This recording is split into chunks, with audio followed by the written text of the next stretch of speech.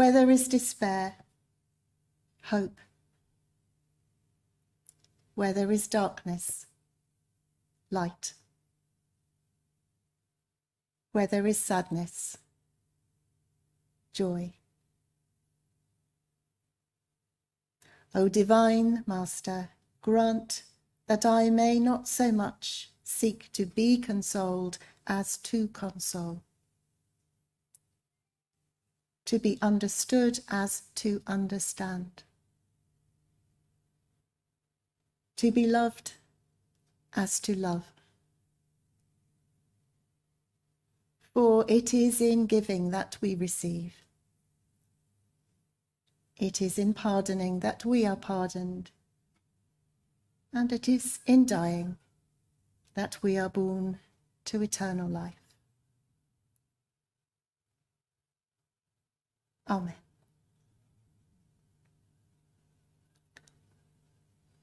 And let's just take a pause. And this is a time when you might like to bring into your heart, into your mind's eye, anyone known to you who may be in pain or suffering in any way at this time.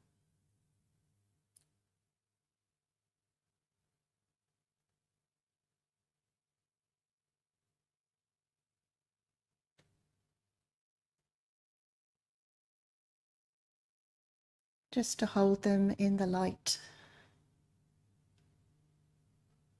and to wish them well.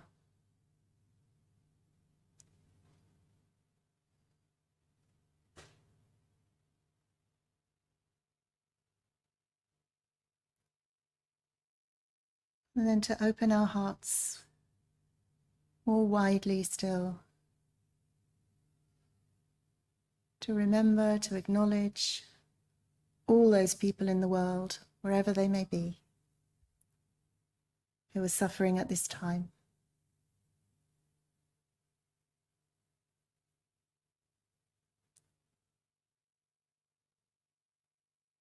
We may sometimes feel helpless to help them, but we can hold them in our prayers and wish them well.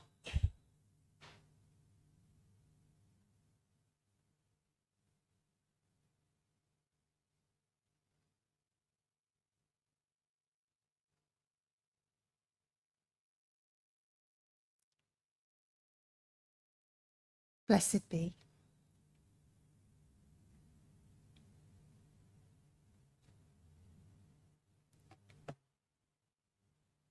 And now we're going to have a story. Could I ask Jill, if you wouldn't mind just closing the door, Jill? Thank you very much.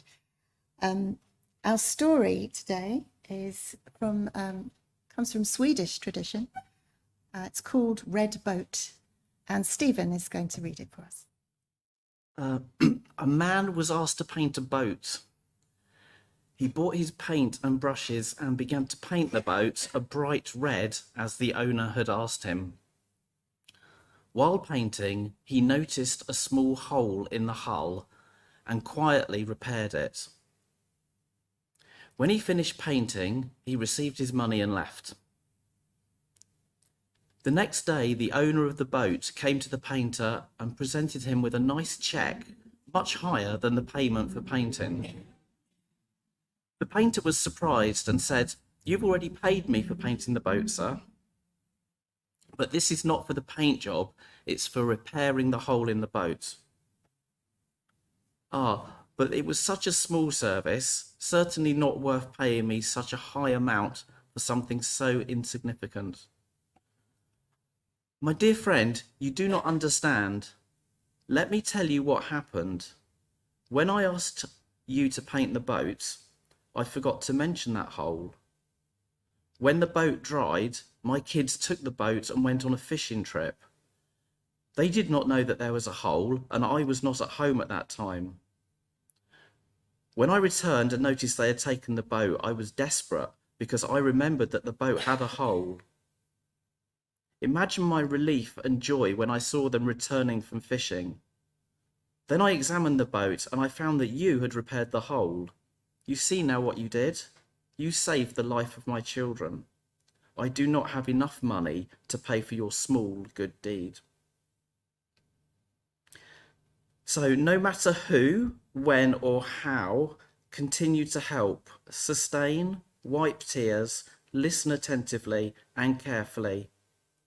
Repair all the leaks that you find. We never know when someone is in need of us, or when God holds a pleasant surprise for us to be helpful and important to someone. Along the way, you may have repaired numerous boat holes without realising how many lives you've saved. Thank you, Stephen. Our second hymn today is, we have sung it before, but I don't think we sing it very often. So I don't know whether you will know it or not, but do your best. It's called The Fellowship of the Church, and it felt appropriate to today's service. It says, the church is not where altar stands within the hallowed walls, but where the strong reach out their hands to raise the one who falls. So let's see how we go with hymn number 173 in the Green Hymn Books, The Fellowship of the Church.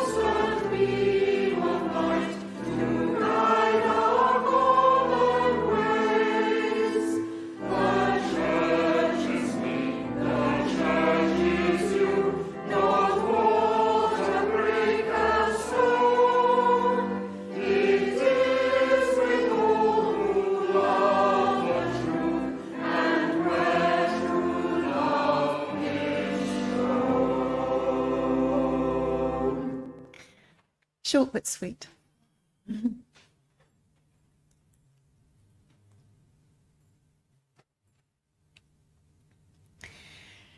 So I wanted to find out a bit more about what the Unitarian Universalists meant when they talked about service being their prayer. And I found some words by Peter Morales. Peter Morales was the president, actually, of the Unitarian Universalists for a while. And he wrote something about it. And this is what he said. Many of our congregations recite the following affirmation: love is our doctrine, the quest for truth is our sacrament, and service is our prayer. I've always been intrigued by the notion of service as prayer. When I was young, I was taught that prayer was words that expressed gratitude, contrition, always lots of contrition, and requests for blessing, healing, wisdom, and strength. We prayed alone, in silence, and together, out loud. Yet, if prayer is the word we use to describe connecting to what is sacred, I think service may be the best form of prayer. And if the purpose of a spiritual practice is spiritual growth, service is a powerful spiritual discipline. I have seen again and again how service transforms people. No one who commits themselves to service remains unchanged by the experience.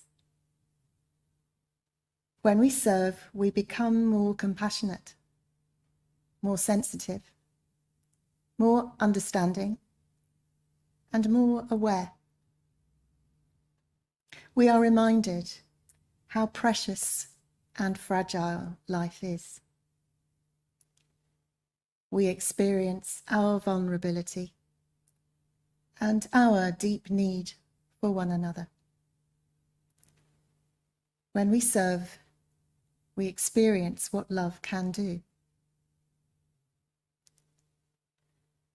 Sometimes in our congregations, we speak of spirituality and social action as though they're opposites. But this is a false dichotomy. Spirituality and service are two sides of the same coin. Deep spirituality, a loving nature, expresses itself in action. And action that springs from love deepens us and makes us more loving. Love and action cannot be separated. Words by Peter Morales. Let's come to a time of reflection. This is a time for some silence, for us to use as we wish, which is to say, you might like to simply sit and be still and quiet. You might like to listen to the sounds in the room or outside. You might like to pray. You might like to meditate. Whatever it is that feels right for you at this time. And then we will have some reflective music to follow. So let's just take 2 or 3 minutes in silence.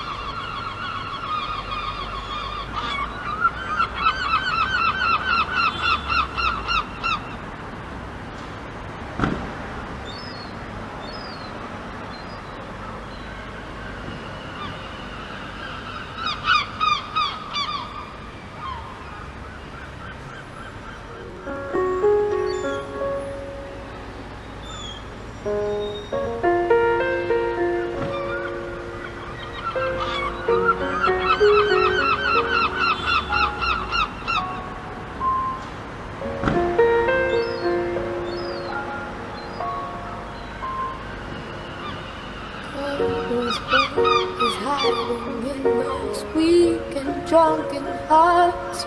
Guess he kissed the girls and made them cry. Those hard-faced queens of misadventure. God knows what is hiding in those weak and sunken lines. Fiery throngs of mutant angels, giving love but getting nothing back. Oh, people, help the people. And if you're homesick, give me your hand and I'll hold it. People, help the people. Nothing will drag you down. Oh, and if I had to bring, oh, and if I had to bring, I'd be cold as a stone, rich as a fool that turned all those good hearts away.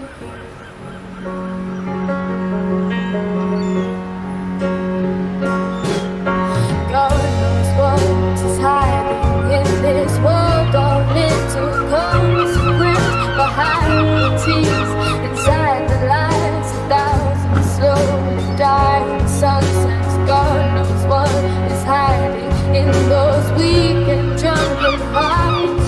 Guess the loneliness came knocking. No one needs to be alone singing. People, help the people. And if you're homesick, give me your hand and I'll hold it. People, help the people. Nothing will drag you down. Oh, and if I had to break, oh, and if I had to break, I'd be cold as a stone and rich as the fool that turned all those good hearts away.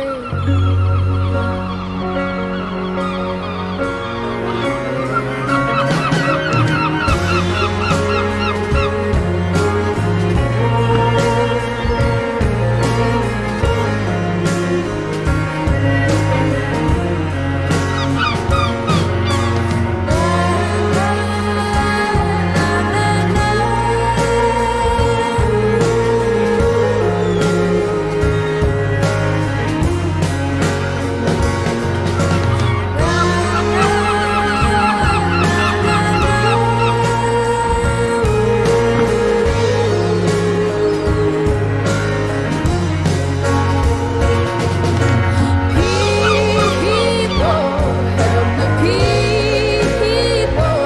And if you're homesick, give me your hand and I'll hold it. People, help the people. Nothing will drag you down. Oh, and if I had to break, oh, and if I had to break, I'd be cold as a stone and rich as a fool that turned all those good hearts away.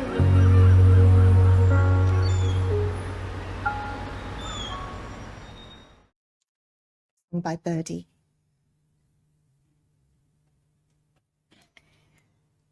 So I mentioned that this is Volunteer Week, and apparently that's something that's been going on for 40 years, Volunteer Week.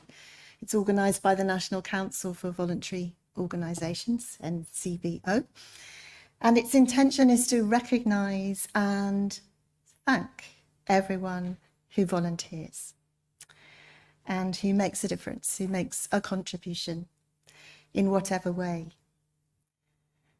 And it's a good idea, I think, because it's very easy to forget to notice how much people do and to take it for granted.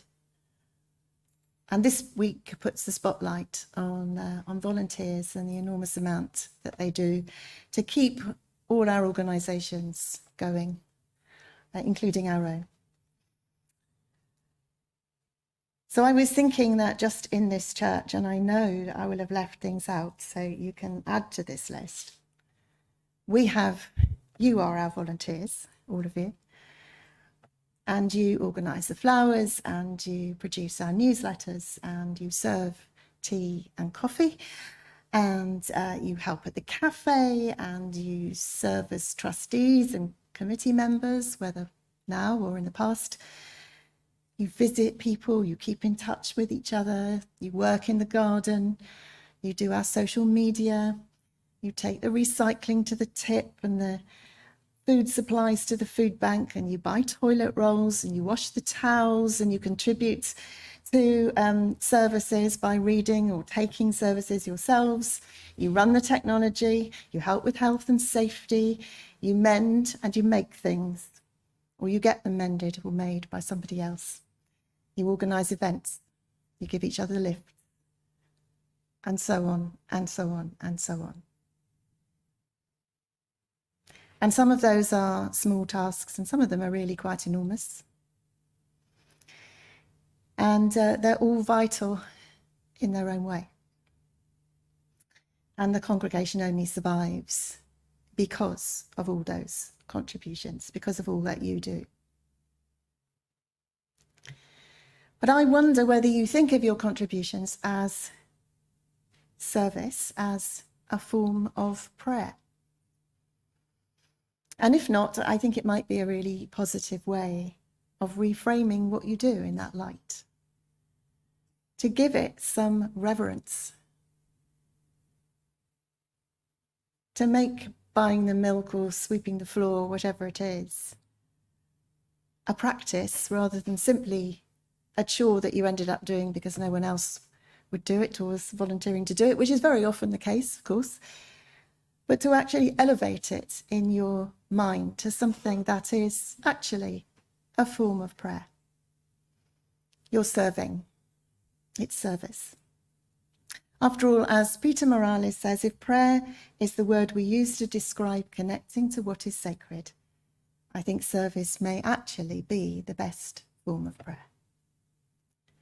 Because when we're serving others, we're bringing ourselves into relationship with them.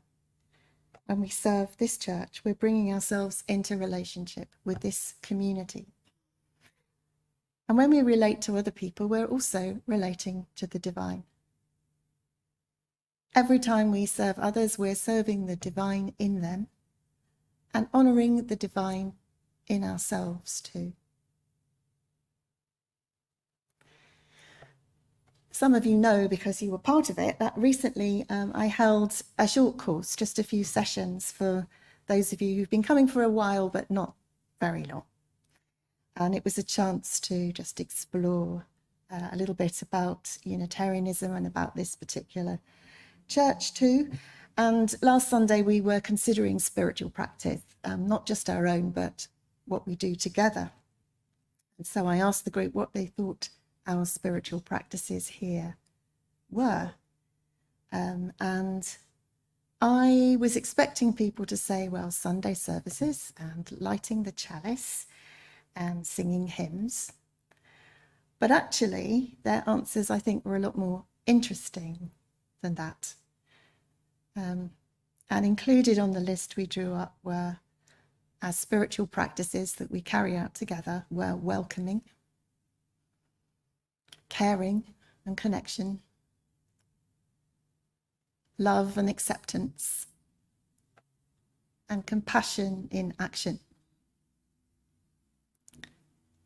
And in fact, the overriding feeling that our main spiritual practice was love. It was about being a loving community, the giving and receiving of love, which we can call service and which we can now maybe also call prayer.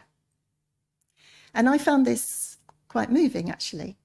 And I was glad that the group, some of you are here today, felt that this was what we were about, or at least what we were trying to be about. It's all, I suppose, it's our best efforts and it's a work in progress. But this felt like what people felt was important about our practice here. Not that that is unique to Unitarians, of course. There are other faiths, probably most other faiths, see love and service as important cornerstones Certainly in the Christian faith, it's the practice to try to emulate what Jesus did, isn't it? So in Matthew 25, we read, "For I was hungry and you gave me food. I was thirsty and you gave me something to drink. I was a stranger and you welcomed me. I was naked and you gave me clothing. I was sick and you took care of me. I was in prison and you visited me." And then we hear Jesus say, "Truly, I tell you, whatever you did for one of the least of these brothers and sisters of mine, you did for me." In other words, whenever you serve others, you are serving the divine. Compassion and being in right relationship is very much at the heart of Buddhism. And the 12-step programs for recovering addicts include helping others. That is their 12th step, where service is seen as an essential part of the healing process. So as I was writing this address, I remembered that I used to volunteer quite a lot. I used to be a Samaritan. I used to serve teas and coffees and sit with patients at my local hospice. And I used to lead services and not be paid for them. And then I was secretary and then chairperson at Brighton Unitarians. And I used to organise concerts. And all of these roles were as a volunteer. And I was working full-time as well. But those volunteer roles were what gave my life the most meaning, I think. They were the most important. And sometimes just the simplest things were the most important, just sitting by someone's bedside or being on the other end of a phone. And I treasured those things. And it's kind of a shock to me to realise that I don't do that. Well, I do some of those things, of course. I still do those things, but I'm not a volunteer now. I'm not volunteering. And there's something about giving freely, which is different from being paid in a role, I think. And so I feel like that's something I'd really like to get back to when I retire. Just go back to that role of being simply a volunteer, which is, of course, we're all ministry and we know that we minister to each other, but it feels like it's a really important part of life.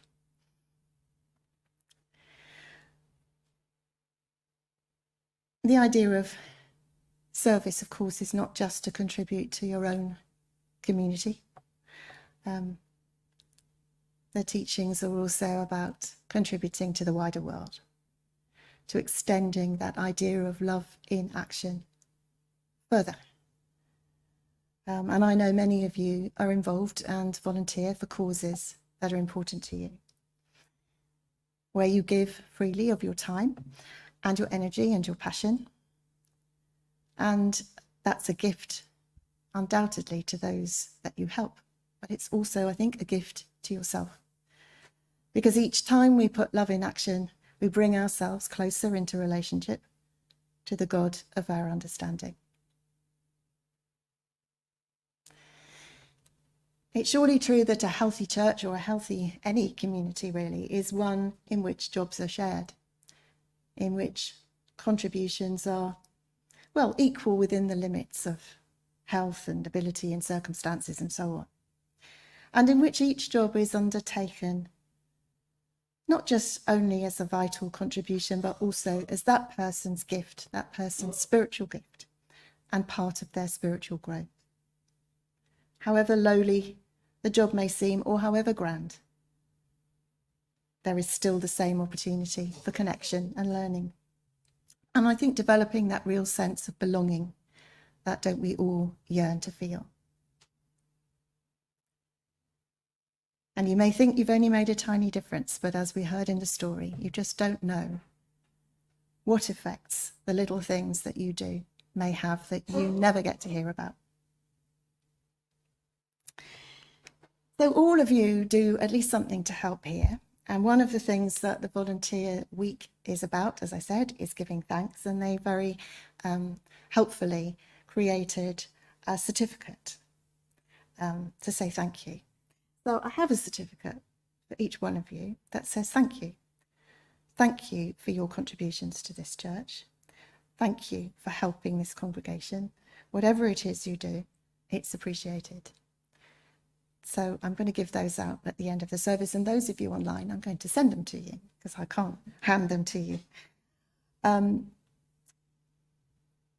We're all stronger and better together, and we can both transform and be transformed by the work that we do and the relationships that we form. So let us continue with that practice of putting our love into action. As that covenant said, to serve human need to the end that all souls shall grow into harmony with the divine. Thus do we covenant with one another and love beyond belief.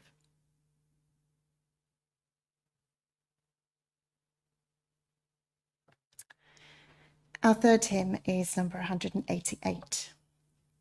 It is, appropriately enough, Let Love Continue Long. I think you do know this one. It's a favourite hymn. Number 188 in the Green Hymn Books, Let Love Continue Long.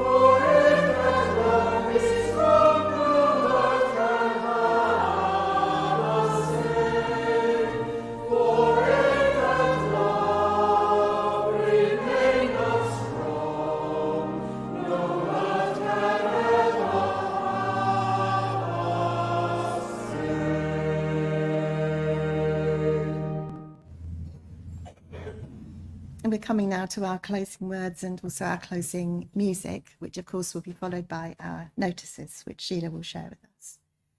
There may be a few words about volunteering, actually, Sheila, I believe. And also, in fact, as I was writing this service, I received an invitation, and I put the poster up at the back there, which is from the chaplaincy at the university, which will be familiar to Lisa.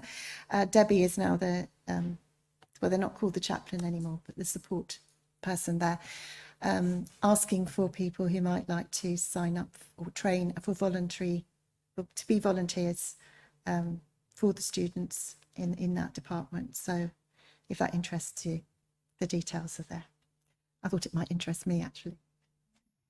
So, some closing words from Joel Miller. Let our lives be a prayer that waters dry souls, mends broken hearts, refuses to be terrorized, seeks this world's beauty, and carries us through its storms. Amen.